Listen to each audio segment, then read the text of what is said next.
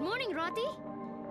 What's up everyone, AM Harbinger here, and today I'll be discussing Indivisible, an interesting game from Lab Zero Games, who created Skullgirls and published by 505 Games.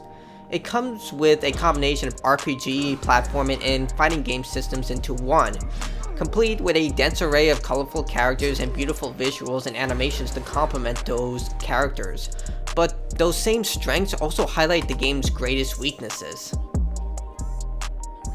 Indivisible stars Ajna, a young girl from an isolated village who is destined for great things. After her father is killed and village is burned down, Ajna quickly discovers she has incredible magical powers, starting with the ability to suck people into her head, which acts as her inner realm, and call on them for help. It's also here that Ajna declares vengeance against those responsible for her father's death, but also discovering more about her abilities and how she's destined to save the world.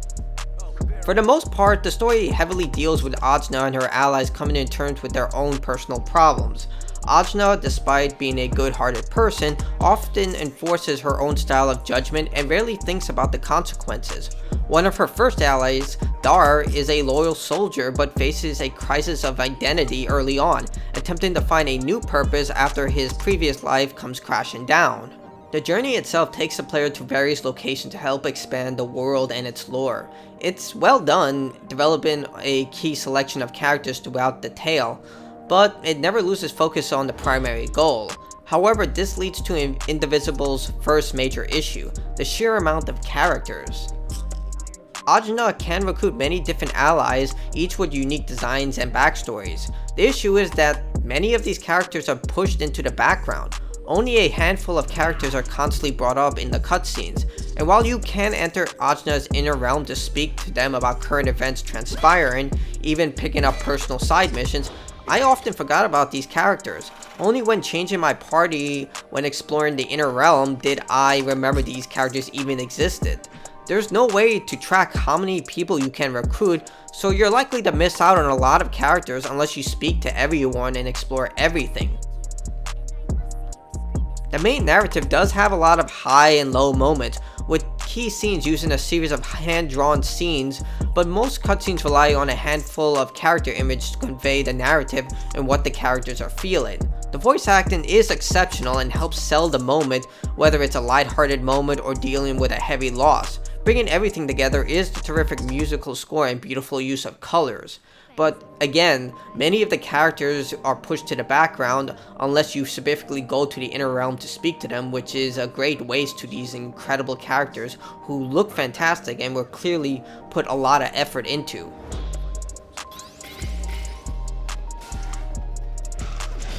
Indivisible uses a combination of active RPG combat, fighting, and platforming systems. During the platforming sections, you execute a series of commands to overcome obstacles similar to Metroidvania titles.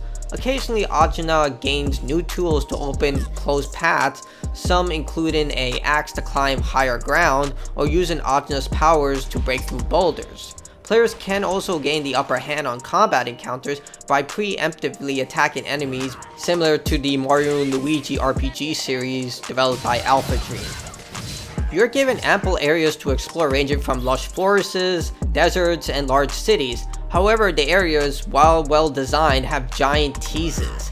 You can see a large area, but are limited to exploring a small part of it. The cities in particular highlight a large populated area waiting to be explored, but you're only given a small linear area to travel through.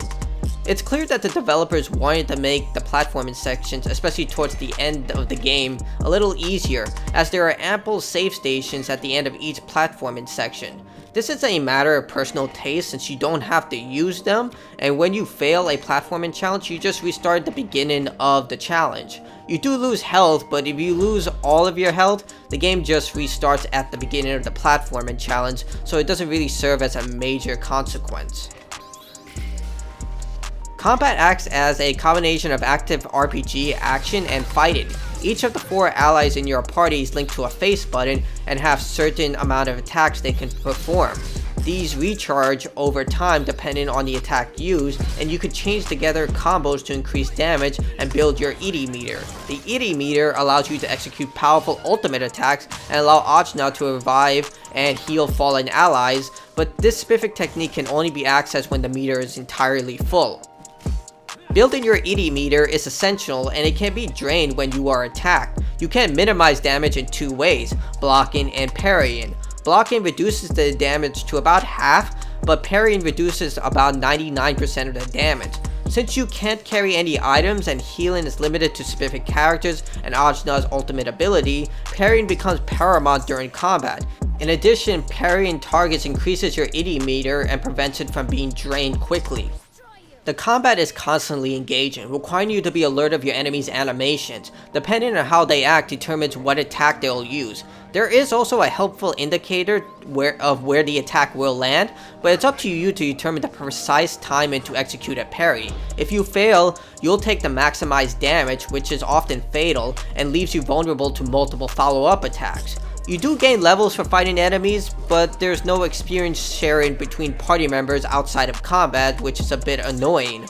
But the main focus is always on proper timing and executing high combos. All playable characters come with 3 attacks to execute depending on the character being used. Sometimes enemies will have strong defenses that require the player to hit a either high, low, or strong ED attack to break them.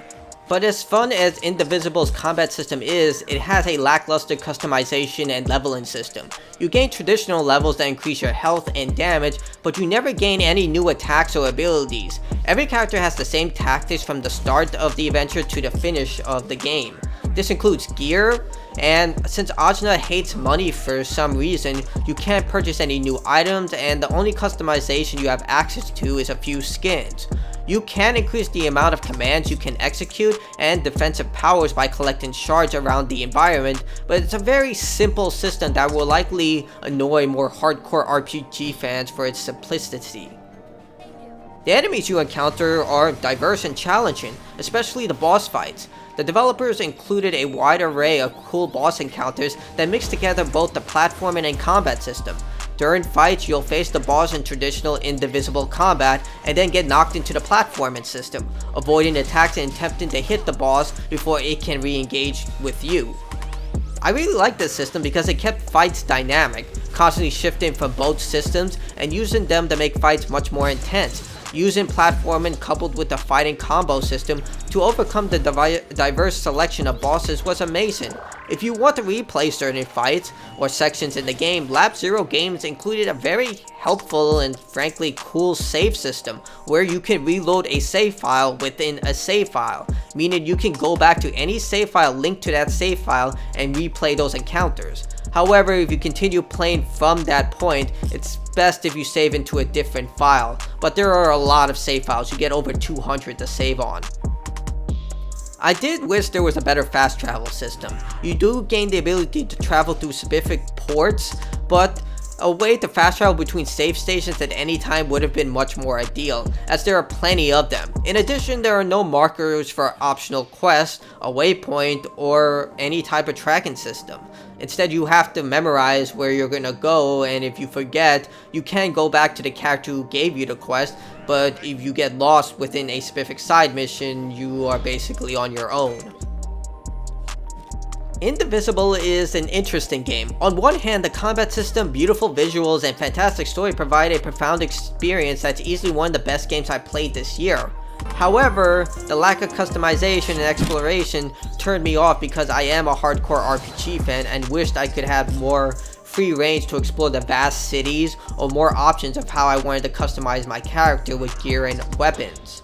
But failing to go the extra mile doesn't subtract from the experience. Instead, the combination of so many different systems makes for an outstanding adventure because each one complements the other, making for a dynamic combat experience and a visually stunning adventure. Indivisible is one of my favorite games this year, and while it may have some shortcomings, the overall adventure was a thrilling tale from start to finish and something I highly recommend to anyone looking for an outstanding adventure game. Anyway, those are my views on Indivisible. Leave a like, comment, tell me what you thought of Indivisible, if you plan to pick it up, or if you plan to never play it. I also have other videos in the description below, including a no commentary walkthrough if you are sick of listening to my voice, as well as walkthroughs for a lot of other games that came out this year, like Devil May Cry 5, Resident Evil 2 2019, Man of Medan, and a lot of other games. Well, that's the video. Till next time everyone, stay awesome.